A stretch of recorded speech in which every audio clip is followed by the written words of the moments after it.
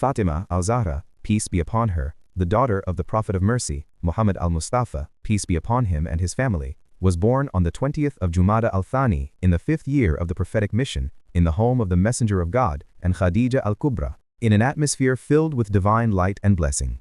Her birth was accompanied by heavenly signs, for God sent celestial women such as Mary and Asya to support Khadija, and the house was illuminated by the light that shone from Fatima. From the very beginning, purity and spirituality were evident in her being. She was raised in the arms of the Prophet and Khadija, the father, who repeatedly said, "Fatima is a part of me." Khadija passed away during Fatima's childhood, and Fatima became her father's companion in sorrow. She was so caring and devoted that the Prophet called her Abiha, the mother of her father. In the 2nd year after the Hijrah, by God's command, she married Amir al-Mu'minin Ali, peace be upon him, a marriage simple in appearance yet filled with spirituality and divine love. Their modest home became a source of light and goodness, and its fruits were noble children such as Hassan, Hussein, Zainab, and Kulthum, and also Muhsin, the 6-month-old unborn child who was martyred in the womb.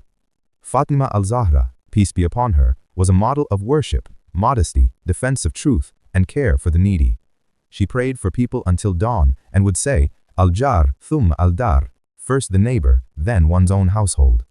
Fadak, which the Prophet had granted her as an irrevocable gift, was seized after the Prophet's passing.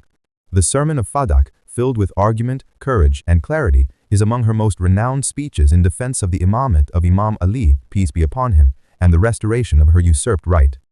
She was the one for whom Surah Al-Kawthar was revealed, and she was among those about whom the verse of purification, the verse of affection, the verse of mubahalah, the verse of feeding, and other verses were sent down.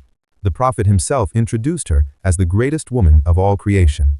Despite all this, and despite the Quran's explicit command to love the Prophet's household and the Prophet's constant emphasis regarding his daughter, including his saying, "Whoever hurts Fatima has hurt me," Fatimah-al-Zahra, peace be upon her, was ultimately martyred in youth, with a broken heart and in the height of oppression as a result of the injuries she sustained during the attack on her home.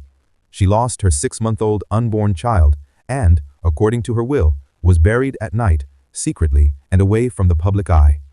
The life of Fatimah-al-Zahra, peace be upon her, is a life of light, purity, self-sacrifice, and steadfast defense of truth, a path that continues to illuminate the hearts of all free and noble souls.